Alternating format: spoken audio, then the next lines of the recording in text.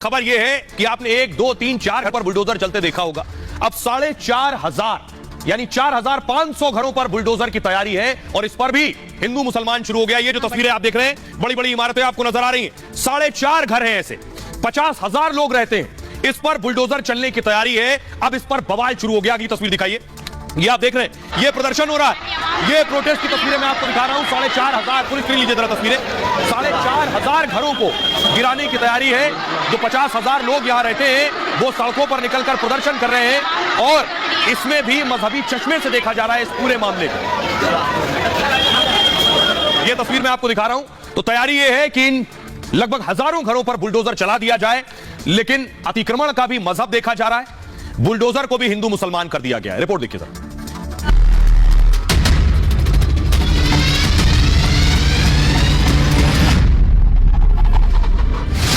उत्तराखंड के हल्द्वानी में हाहाकार मचा है। बच्चे, बूढ़े, महिलाएं, बुजुर्ग और युवा सब सड़कों पर हैं। हड्डी गला देने वाली सर्दी में जब पूरा देश या तो अलाव सेक रहा है या फिर रजाई और कंबल में घरों में दुबका पड़ा है, तब हल्द्वानी के लोग अपने आशियाने को बचाने के लिए सड़कों पर हैं। और 1.5 लाख मकानों को, कॉलोनियों को लीगल कर दिया गया है और यहाँ को तोड़ा जा रहा है। ऐसा क्यों? जब हमारी है तो हम खाली क्यों करेंगे? हमारे पास कागज है। हमने, देखिए, कोर्ट ने आदेश दे दिया, हम कोर्ट के आदेश का पालन करते हैं, लेकिन एक कोर्ट नहीं है ना, हाई कोर्ट से ऊपर सुप्रीम कोर्ट होता है। हमारे लोग सुप्रीम कोर्ट गए। दरअसल उत्तराखंड सरकार हल्द्वानी की एक बस्ती में 4,500 घरों पर बुलडोजर चलाने की तैयारी में है, जिसमें करीब 50,000 लोग दशकों से रहते हैं, जिनका अपना कोई और ठिकाना नहीं।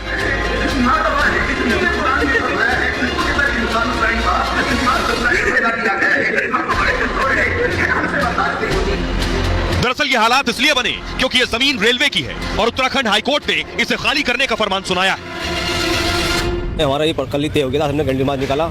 गंडी मार्च निकालने का हमने लोगों से यही अपील करी है, किसी तरीके की कोई ऐसी वो न करें और हमें उच्चतम न्यायालय पर पूरा भरोसा है। 2 तारीख को हमारी 2 या 3 तारीख में हमारा केस आ चुका, वहाँ से हमें ऊपर से उम्मीद है स्टे जरूर मिलेगा। अभी आपके सामने पूरी बस्ती आ गई है। इस बस्ती का नाम है गफूर बस्ती। ये आप देख रहे हैं पूरी बस्ती और बुलडोजर आपको चलते नजर आ रहे हैं नीचे, और इसी तरह से सैकड़ों बुलडोजर लगाने पड़ेंगे 4,500 घरों को गिराने के लिए। 4,365 घरों पर बुलडोजर चलना है। बस्ती में सभी धर्मों के लोग रहते हैं, इनमें 50,000 से ज्यादा लोग रहते हैं। हल्द्वानी के भनपुरपुरा इलाके में यह बस्ती है। नैनीताल हाईकोर्ट के आदेश के बाद एक्शन होना है। हाईकोर्ट ने इस बस्ती को अवैध घोषित किया है। कोर्ट के मुताबिक रेलवे की जमीन पर यह बस्ती है। गफूर बस्ती में 20 से ज्यादा मस्जिदें हैं, करीब 10 मंदिर और गिरजाघर भी हैं। यहां कई अस्पताल और स्कूल भी बन चुके हैं। पानी की टंकी और सीवर लाइन भी इस बस्ती में। इन पर बुलडोजर चलाने की तैयारी हो गई है। अब मैं आपको सुनवाता हूं, सुनिए जरा हल्द्वानी के डीएम क्या कुछ कह रहे हैं और एसपी क्या कह रहे हैं। अब उसमें देखिए, इसमें सभी से अपील यही रहेगी, अब चूंकि माननीय उच्च न्यायालय का आदेश है, उसका पालन हमें करना है। और हमारी तो ये रिक्वेस्ट है कि जितने लोग अपनी व्यवस्थाएं अभी से कर सकते हैं, उन लोगों को अभी से व्यवस्थाएं कर लेनी चाहिए। पास पर्याप्त मात्रा में फोर्स इस समय भी है, उपलब्ध है। 5 कंपनी हमारे पास पीएससी की है और आपका जो स्टेट की पुलिस है वो आपका अगले वीकेंड तक आ जाएगी पूरी। और जो डिमांड की गई है सेंट्रल फोर्स की, वो आपका मेरा है उम्मीद की अतिक्रमण का जो हमारा अभियान शुरू होगा उससे पहले आ जाएगा। इसमें 10 ड्रोन और 20 वीडियो कैमरे की डिमांड हमने रेलवे से की है, जिस पर उनके द्वारा सहमति दी गई है और इसमें वो हमें जल्दी उपलब्ध कराएंगे।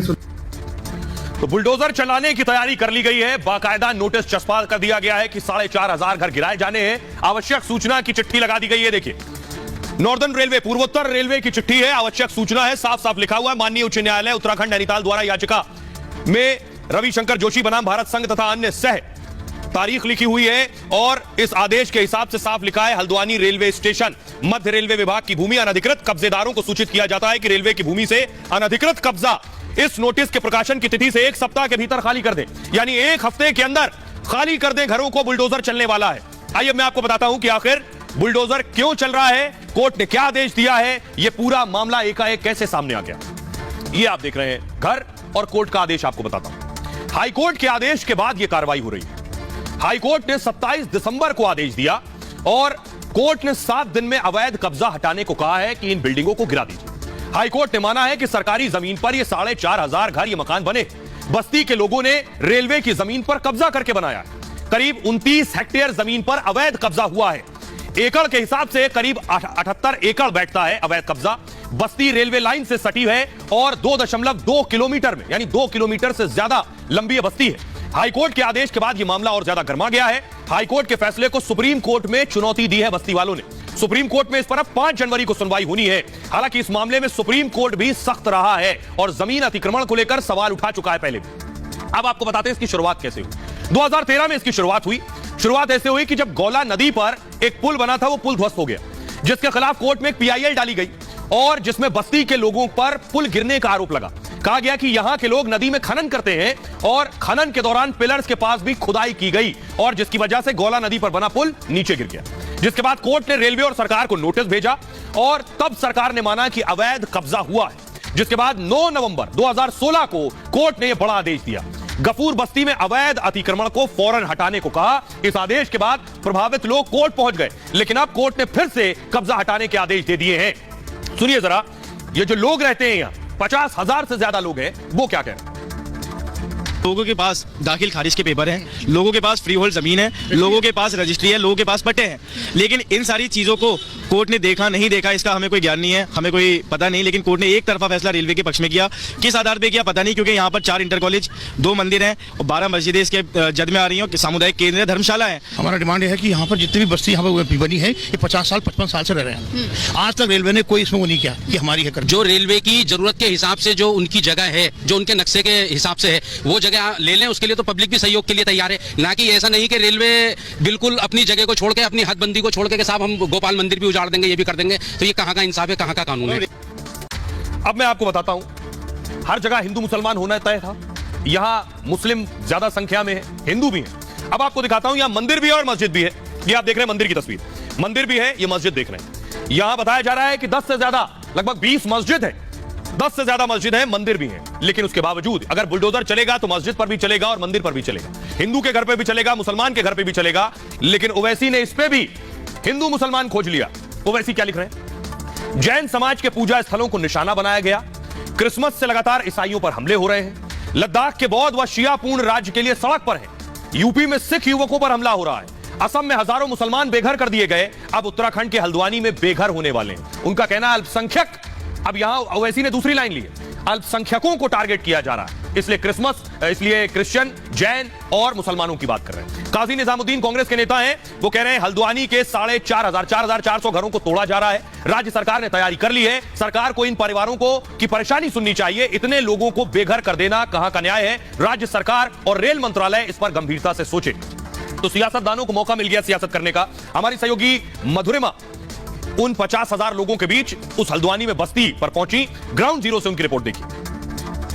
हम उस एरिया से रिपोर्ट कर रहे हैं जहां पर एक लीगल केस चल रहा है रेलवे और उन लोगों के बीच में जो यहाँ रहते हैं। मैं मनीष को कहूंगी कि वो दिखाएं कि किस तरीके से ये जो सारा एरिया आप देख सकते हैं कि यहाँ बड़े बड़े घर हैं, दुकानें हैं, स्कूल है, मकान है, एक तरीके से पूरा यहाँ पे एक रेजिडेंशियल एरिया बसाया गया है। और अब केस ये है कि रेलवे कह रहा है कि ये उनकी जमीन है और जहाँ की यहाँ के लोगों के कहने की बात है, वो ये कह रहे हैं कि वो 10 सालों से यहाँ पर रह रहे हैं, 50 साल, कुछ बिल्डिंग 100 साल भी पुरानी है। उनका ये कहना है कि वो यहाँ पर रह रहे हैं और ये जमीन उनकी है। बल्कि अगर हम हाईकोर्ट की ऑर्डर की मानी जाए तो हाईकोर्ट ने रेलवे के फेवर में ऑर्डर दिया है। उन्होंने रेलवे को डिमोलिशन ड्राइव कंडक्ट करने की परमिशन दे दी है और यहाँ पे 1 जनवरी को एविक्शन नोटिस भी दे दिया गया है। किस तरीके से यहाँ पे दोनों समुदाय के लोगों के बिजनेस भी हैं, यहाँ पे मस्जिद भी है, यहाँ पे मंदिर भी है। तो अगर यहाँ पे जब डिमोलिशन ड्राइव कंडक्ट किया जाएगा तो ये सब कुछ हटाया जाएगा। ऐसा नहीं है कि सिर्फ एक समुदाय के ऊपर अटैक होगा, दोनों के घर, दोनों की दुकानें, दोनों के मकानें सब नीचे लाई जाएंगी। अब स्थानीय लोग जो हैं वो प्रदर्शन कर रहे हैं। तस्वीरें मैं दिखा रहा हूं, ये देख रहे हैं। खास तौर पे आप देखिए महिलाओं को आगे कर दिया, बच्चों को आगे कर दिया है जानबूझकर। सियासतदानों का कहना है कि ये जो साजिश और ये कोशिश है, ये शाहीन बाग बनाने की कोशिश है, इसलिए महिलाओं और बच्चों को आगे कर दिया है कैंडल मार्च में। क्या हल्द्वानी दूसरा शाहीन बाग बनने वाला है? उसकी तैयारी है, बाकायदा ये साजिश की जा रही है। इसके पीछे क्या वजह है ये आपको बताता हूं। देखिए जरा, ये तस्वीर 2 मैं आपको दिखा रहा हूं। एक तस्वीर में आपको शाहीन बाग की दिखा रहा हूं, दूसरी हल्द्वानी की दिखा रहा हूं। शाहीन बाग में भी इसी तरह सीए प्रोटेस्ट के दौरान महिलाओं और बच्चों को आगे कर दिया गया। हल्द्वानी प्रदर्शन पर भी सवाल उठ रहे हैं। सवाल यह है कि इसे दिल्ली के शाहीन बाग से जोड़ा जा रहा है। जब एनआरसी और सीए के खिलाफ प्रदर्शन हुआ दिल्ली में, इसमें ज्यादातर मुस्लिम समाज के लोग ही थे उस वक्त। हल्द्वानी में भी ज्यादातर मुस्लिम मेजॉरिटी है वहां पर, क्योंकि गफूर बस्ती में ज्यादा घर मुसलमानों के। शाहीन बाग में बच्चे और बुजुर्गों को आगे किया गया था, हल्द्वानी में भी बच्चे और बुजुर्गों को आगे कर दिया गया है। लड़कियों को पढ़ाई से महरूम करने के भी आरोप लगाए जा रहे हैं और महिलाओं के बेघर होने की भी दुहाई दी जा रही है। सुनिए जरा असदुद्दीन ओवैसी क्या कह रहे हैं और कांग्रेस के विधायक क्या कह रहे हैं, मैं आपको सुनवाऊंगा। कांग्रेस को हाईकोर्ट ने डांटा था, फटकारा था कि आपने अवैध कब्जा होने दिया उस वक्त सरकार को। जरा सुनिए दोनों। 5 गवर्नमेंट के स्कूल हैं, 3 गवर्नमेंट इंटर कॉलेज है, तो क्या हल्द्वानी में ये क्या एंक्रोचमेंट है? ये इतने सालों से कैसा गवर्नमेंट ने स्कूल खोला और इंटर कॉलेज खोला? वहां पर एक धर्मशाला भी है, 16 मस्जिद है, 4 मंदिर है, 2 मंदिर है, और 70,000 से ज्यादा लोग बर्बाद हो जाएंगे अगर उनको निकाला जाएगा। तो हम देश के प्रधानमंत्री से अपील कर रहे कि इंसानियत की बुनियाद पर भारत के प्रधानमंत्री, भारत के वजीर आजम को इन लोगों की मदद करनी चाहिए, इनको वहां से नहीं निकालना चाहिए। मानवता के जो ग्राउंड बनते हैं, ह्यूमैनिटेरियन ग्राउंड्स पे हम लोग आ जाए। आप देख रहे हैं किस प्रकार से पारा गिरता जा रहा है और जो कड़ाके की ठंड पड़ रही है, और 4,500 मकान, ठीक है, हम सुप्रीम कोर्ट जा रहे हैं, अभी उसका मेंशन हुआ है, उसकी सुनवाई की कौन सी तारीख मिलती है, कई सारी चीज़ें हैं। तो ये सारी चीज़ों पर प्लस जो कल ज्ञापन हमने सौंपा था माननीय मुख्यमंत्री जी के लिए, तो उनसे हमने जानकारी ली कि संज्ञान मुख्यमंत्री जी को है, तो उन्होंने बताया कि पूरा संज्ञान भी है, और हमने उनको अवेयर कराया कि 4,500 अगर खुदा ना खास्ता 1% सुप्रीम कोर्ट से स्टे नहीं मिलता तो कैसी भयावह स्थिति उत्पन्न हो सकती है।